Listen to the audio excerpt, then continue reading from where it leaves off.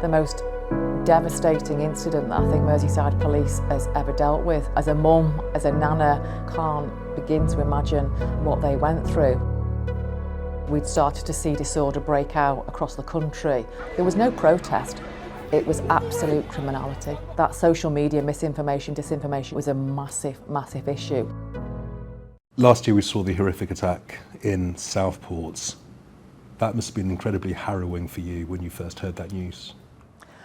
Again, utterly devastating and emotional that an incident like that had happened here on Merseyside. Thank goodness it is, a very rare occurrence, but the most devastating incident that I think Merseyside Police has ever dealt with.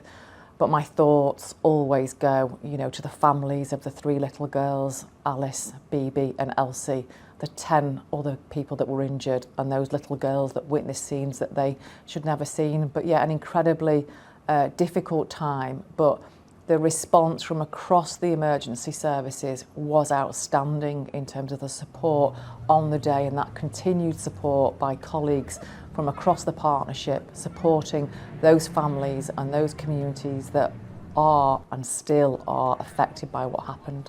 On a personal level, Chief Constable, can you tell me about the emotional impact that the Southport attacks had on you? I'm a mum, I'm a nana. Who wouldn't be affected by what happened when 3 little girls have lost their lives and the injuries caused to the other people? It was an event where little girls should have been enjoying what was a summer holiday treat.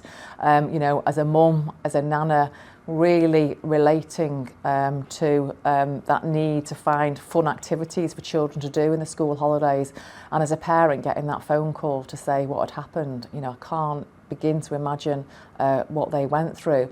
But then needing to be, my responsibility as the Chief Constable of Merseyside, making sure that we get the response right, making sure that I can meet my commitment, which was to make sure that we get justice for those 3 little girls. And that was my overriding thought throughout that period. You wanted to release Axel Rudikabana's Religion, but were told not to by the Crown Prosecution Service.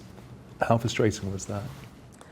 I think it's been well documented that we had, a 3-hour meeting around simply that point, around recognising what was going on. We'd had the disorder on the Tuesday evening. It was now Wednesday, and we'd started to see disorder break out across the country.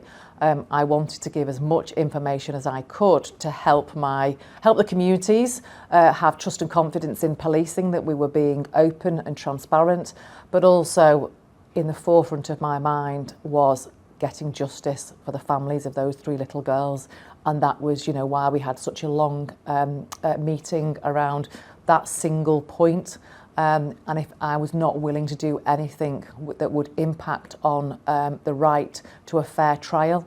So it was frustrating, but I understood the reason why. There was an information vacuum that was created because more information wasn't released about Axel Rudikabana. Do you think that fueled the protests that we saw in Merseyside and elsewhere around the country? Well, I don't think there was an information vacuum. As soon as we got the information that we were able to release, let's not forget that Rudikabana was a 17-year-old child at the time. So as soon as we gave as much information as we could, and that we were permitted to do so, and we also corrected the misinformation. So the misinformation started by the fact that an asylum seeker was responsible for this attack, which was completely incorrect, and we corrected that straight away. And as soon as we got information around where Rudikabana had been born or was from, we gave that information. Once we knew he'd actually been born in Cardiff, we gave that information. So we were giving out as much information as quickly as we could to help the communities. The other thing I would also say is what we saw on the Tuesday evening on the 30th of July was not protest. The first brick was thrown at the mosque 20 minutes after the vigil had ended. There was no protest. People made their way from that vigil intent on committing acts of criminality. They didn't stand still protesting. They arrived at the mosque and immediately wanted to get into that mosque and cause damage and cause injury to people. So there was no element of protest. It was absolute criminality. Do you support the new latest police guidance on information that can be released on a suspect? Is there a concern, a danger that you may be prejudicing a trial if that is the case? So the National Police Chiefs Council and the College of Policing have worked with the Crown Prosecution Service and criminal justice colleagues to make sure that the way in which we're approaching media releases now will not prejudice the trial, which is why I think it's been important to take our time to make sure that we don't do anything to make sure that the fairness of a trial is affected. So I do support the information and the guidance that's come out.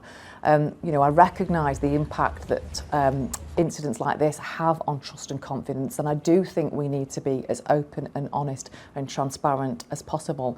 But even when we're releasing as much information as we are able, that is not stopping some of the misinformation that's appearing on social media.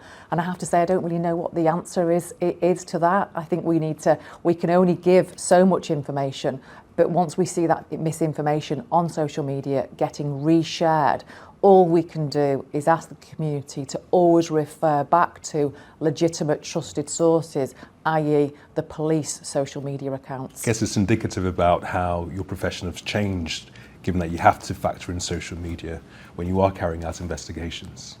That has definitely been a change during my time as a police officer, but certainly a chief constable. If I can compare and contrast the summer of 22 to the summer of 24, that social media misinformation, disinformation just wasn't an issue for us in 22. Fast forward for 24, and it was a massive, massive issue and devastating consequences for communities in Southport, Liverpool, and indeed across the country.